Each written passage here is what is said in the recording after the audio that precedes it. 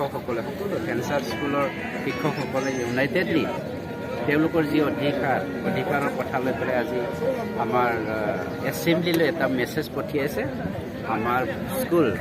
সেইবোৰ প্ৰভিঞ্চিয়েলাইজ কৰিব লাগে পষ্টবোৰ প্ৰভিঞ্চিয়েলাইজ কৰিব লাগে এই কথাটো হয় আমি সকলোৱে এই ক্ষেত্ৰত কি কয় জ্ঞান এটা আছে নলেজ এটা আছে যে আমাৰ BTRত ভেঞ্চাৰ স্কুল কলেজ বহুত আছে যিসকলে আজিৰ সমাজত নতুন এটা সমাজ এটা গঢ়াত আজি আমাৰ শিক্ষক সমাজসকলে আমাক সহায় কৰিছে কিয়নো যদি আমাৰ শিক্ষক সমাজটো যদি ষ্ট্ৰং নহয় এওঁলোকে আজি ষ্ট্ৰাইক এটা কৰিছে তেওঁলোকৰ অধিকাৰৰ কাৰণে আমি এইটো বেয়া পাবলৈ যোৱা নাই তেওঁলোকৰ অধিকাৰটো তেওঁলোকে বিচাৰিছে যাৰ ফলত আমি জানো তেওঁলোকৰ কাৰণে মই এতিয়া এজন পলিটিচিয়ান হ'ব পাৰিছোঁ বা পলিটিক্সত ভাগ ল'ব পাৰিছোঁ কেৱল মাত্ৰ শিক্ষকসকলে আমাক শিক্ষাদান দিয়াৰ কাৰণে আৰু এই শিক্ষকসকলক তেওঁলোকৰ অধিকাৰৰ পৰা বঞ্চিত কৰাটো আমি নিবিচাৰোঁ কিন্তু আমি এটা সৰু কাউন্সিল এই সৰু কাউন্সিল এখনে ইমান ডাঙৰ এটা আইন বনাই পেলাই যদিও ক্লজ আমাৰ ফিজ বড় একৰ্ড 6.3 ক্লজত লিখা আছে মানে স্পেচিয়েলি BTRত থকা সকলো ভেঞ্চাৰ স্কুল কলেজবিলাকক প্ৰভিঞ্চিয়েলাইজ কৰিব লাগে তথাপিও this is under the government of Assam and government of India হোৱাৰ কাৰণে আমি সেই বস্তুটো লেহেমীয়াকৈ যাব লগা হৈছে কিয়নো আমি সদায় নিৰ্ভৰ কৰিব লাগে গভৰ্ণমেণ্ট অফ আছাম আৰু গভৰ্ণমেণ্ট অফ ইণ্ডিয়া কিন্তু আছাম গভৰ্ণমেণ্টে খুব কম দিনৰ ভিতৰতে কলেজটো প্ৰভিঞ্চিয়েলাইজ কৰাৰ কাৰণে দায়িত্বটো ল'লে আমি সেইটোৱে চাই আছোঁ কলেজখন যেতিয়া প্ৰভিঞ্চিয়েলাইজ কৰি হৈ যাব তেতিয়া আমাৰ এজ পাৰ দ্য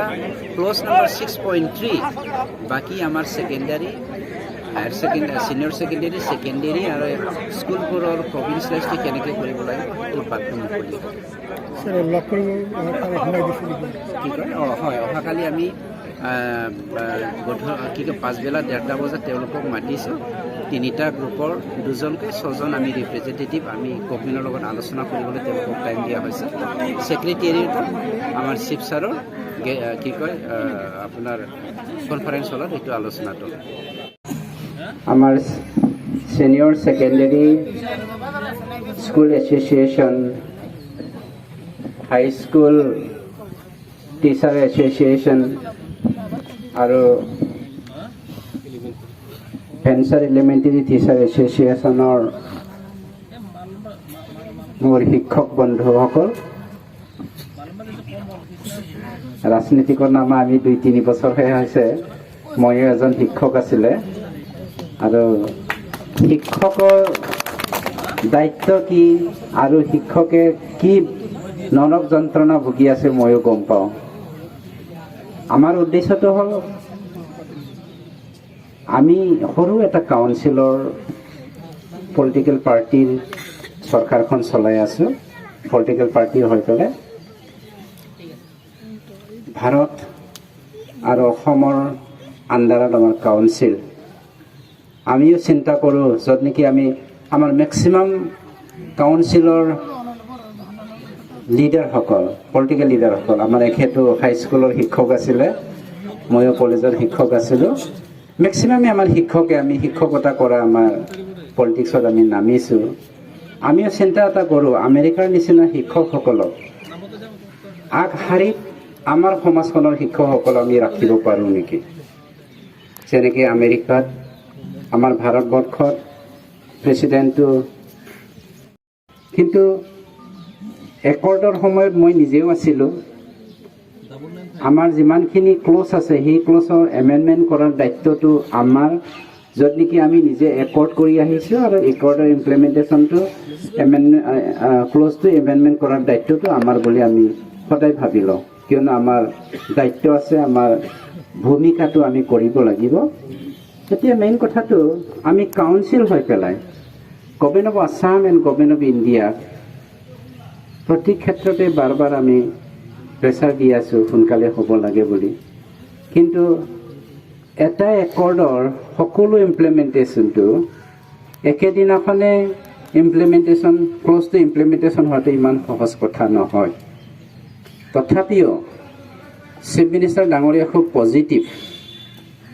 6.32 য'ত নেকি একৰ্ডৰ এটা দফা ফলত অসম চৰকাৰে যদিও ventures college higher secondary school সেইবোৰ প্ৰভিঞ্চিয়েলাইজ কৰাৰ উদ্দেশ্যত নাই, আমাৰ BTRৰ specially venture school কলেজবোৰ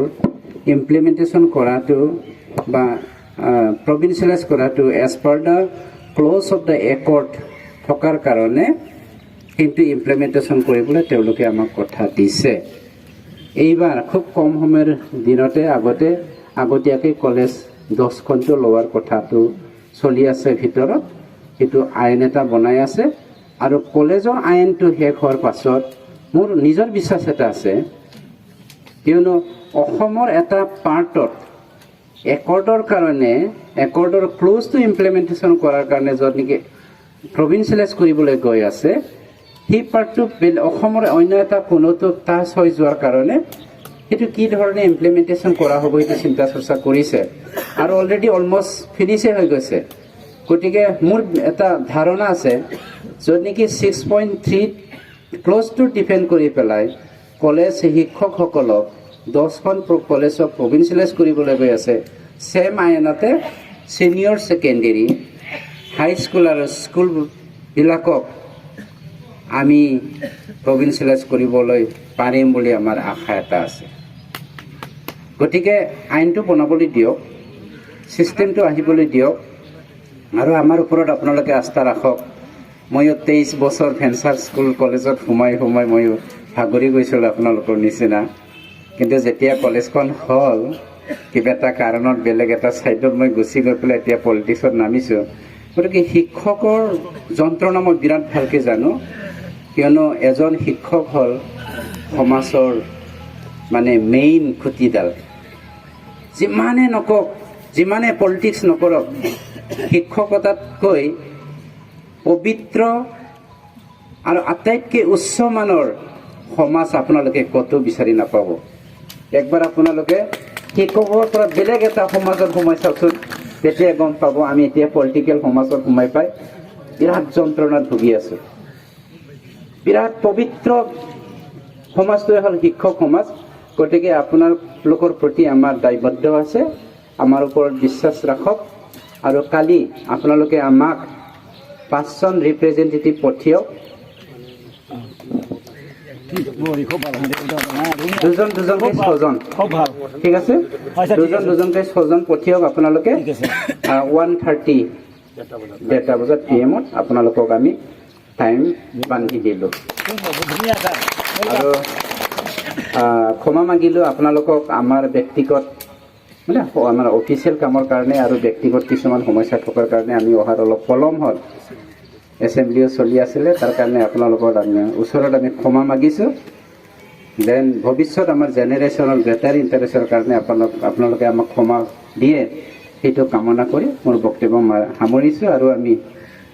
বিদায়ো মাগিছোঁ। Thank U.